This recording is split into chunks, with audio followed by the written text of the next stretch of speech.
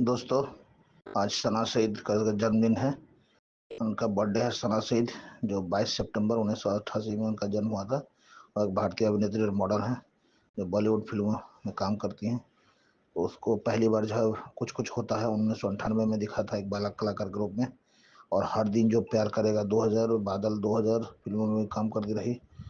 बाबुल का आंगन छूटे नहीं 2008 में, और लो हो गई पूजा इस घर की 2008 जैसे टेलीविजन शो में भी दिखाई दी। 2012 में सईद ने करण जौहर के स्टूडेंट ऑफ द ईयर में एक सहायक भूमिका के व्यस्त के रूप में अपनी शुरुआत की, जो बॉक्स ऑफिस पर व्यावसायिक सफलता के रूप में उड़ी।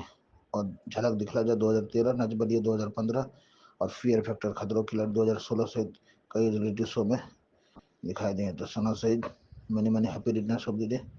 आज आपका जन्मदिन है, जन्मदिन की बहुत बहुत मुबारकबाद सना सईद जी।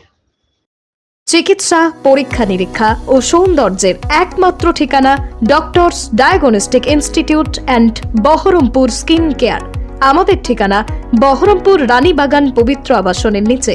যোগাযোগ নম্বর 9733570200 অথবা 9475392653।